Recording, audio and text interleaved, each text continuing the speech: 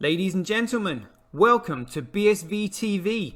I'm your host Satoshi, and on this show we'll be defending the one and only, truly genuine Bitcoin. The Bitcoin that Satoshi Nakamoto designed in his white paper as a peer-to-peer electronic cash system for the world. Let's get the disclaimers out of the way. So all the statements that you hear on this show are opinion and must only ever be taken as opinion. They are never to be taken as any form of advice, family, financial, sexual or otherwise. And on that note, let's sit back, relax, have some fun and enjoy the show. Get paid for your content in Bitcoin and set your own fee on Streamanity. Yeah, I'm not surprised I wasn't asked why I'm convinced. Craig is Satoshi. I posted on Reddit. He signed in my presence using the private key from block number one, the very first mined Bitcoin block. On a computer that I'm convinced had not been tampered with, on software I'm convinced that had not been tampered with, a message of my choosing. At InChain, we've just funded a number of universities doing, so far, a test up to 1 gigabyte because it validates what we've already done independently. We've tested up to 380 gigabyte blocks. We've tested 1 million transactions a second and transaction sizes up to 20 megabytes. Super complex scripts. Basically ones that can run operating systems. That's basically all of global commerce times about 50. On top of that, we can have complex scripts. On top of that, we can scale each of those transactions 1,000 times, which effectively means about 1 billion transactions per second, which means we can then have all derivatives, all complex trades. That means high frequency trading. It means everything that happens globally. Is the market that effectively BSV is going for, is that global e-commerce, which is currently valued at $29 trillion? No, that's too small. Buy and sell Bitcoin instantly at bsvgravity.com. And you can now book and pay for your winter holiday at skibsv.com. Good afternoon, everybody. It looks like we are live at 5 once again. I always get excited when things go to plan. It looks like everything is rocking and rolling. Yeah, recording, CPU, frames per second. We are live on Twitch on this weekend. This fine weekend on this Sunday afternoon. Let's have a quick look at the figures then while we're here. Wow, look at this. All right, Binance still wanting that B crash. It's so funny. It's so funny. Like, if ever you want to see like the biggest shitcoin enterprise, you can just spot it a mile away. Hathor, I mean, what is it? What is it they're doing? What's the game plan? Who are they? We'll have to find out. OKX still on there. Ampool still on there. BTC.com. SBI Crypto. Haven't heard from them in a while. I'm not really not too sure what side of the fence they sit on. Then F2 Pool in, Bitcoin.com on Bcrash. Let's have a look at Bitcoin. What is this? I mean, watch this space, ladies and gentlemen. That's all I can say on this one. But I find this particularly interesting. That Hathor would have such a high percentage of the hash rate on Bcrash. Like, oh dear. All you can do is laugh.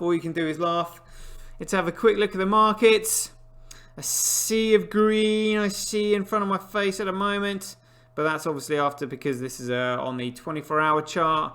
And obviously we had that crash in the market, the joint crash, when one of the founding executives of OKX was taken into custody and not heard from. Don't know if he's still in there or what, but, you know... Let's just have a quick look at these charts then. Ooh, yeah. Nice bit of green there. Glad I went in the other day. You know, the price, they were just too good. Prices were just too good to pass up. So let's just have a look at this on the weekly. Yeah, I mean, look at that. Wow. Yeah, so I think I did all right. I think I went in, yeah, it was about around here sometime. So, yeah. Around there, so that'll do. 3 monthly low. Oh, a 6 month low. Nice and juicy. Still up on the year though, but you know, there's going to be like a bit of red when it starts to get to January. January and anniversary of Tulip Tuesday. You know, I mean, it was pretty exciting, but who knows? Like I said, we've got court cases and stuff being decided and whatnot. You know, and then obviously these big corporations starting to implement Bitcoin, and you know, like it's the utility example that corporations are going to be looking for. Anything that can save them money and make them money at the same time. I mean, my goodness me, like literally, as I've said before, like corporate cocaine is what Bitcoin is. I've never seen anything like this in my life.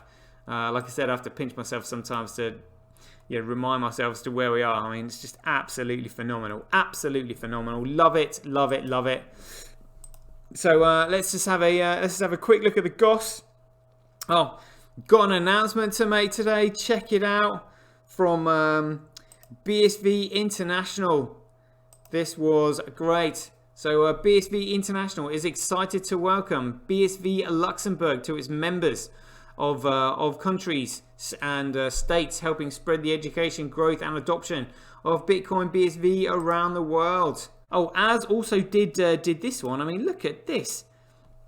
Look, 6,573 BTC, which is the equivalent to 300 million USD, moved from multiple addresses to unknown wallet.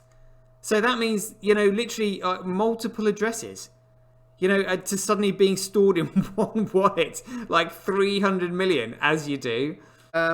We've got now it looks like we've got a weekly Bitcoin roundup, a weekly Bitcoin news, courtesy of Diddy Weldon and Future Sam. Whoa.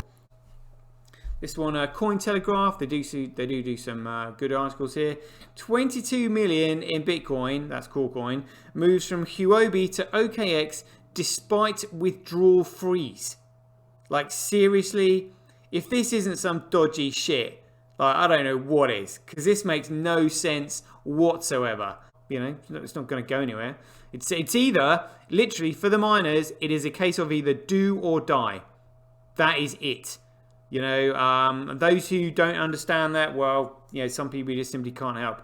But, you know, smart miners, you know, especially if you're talking to them about their money, and it's like, well, look, have you seen how this isn't working? It's kind of obvious, really, you know.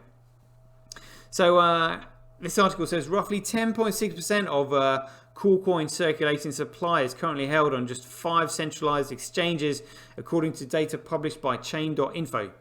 More than 1.96 million Coolcoin is currently held between the major exchanges, which are Coinbase, Huobi, Binance, OKX, and Kraken. Times are changing, people, because data is absolutely... Data now is pretty much how all information is communicated. And if you have gatekeepers to that data, you know, like with great power comes great responsibility, but absolute power corrupts absolutely. And this is what we're seeing. You know, when you have centralized control over people's data and they don't have sovereignty over it, you're going to get censorship. You're going to get people using it for no good. You know, like I said, the power that sits behind the US government that never changes, even though the presidents do. You know, they're the people you've got to watch out for. They've got fingers and in pies absolutely everywhere. And Bitcoin needs to just out them from the shadows. You know, so that we can all own our own data. It's hugely important, hugely important. Very much looking forward to what's coming. So on that note, been a good show. Thanks for joining us, and as ever, be aware, take care, stay safe out there. Joy given, same time tomorrow. Take it easy. BuyBSV.live, the best place to buy Bitcoin SV online. Get paid for your content in Bitcoin and watch the full episode on Streamanity for just 20 cents. Go to www.satoshi.tv. See the link in the description below. Bitcoin, one world, one chain. Yeah! One vision.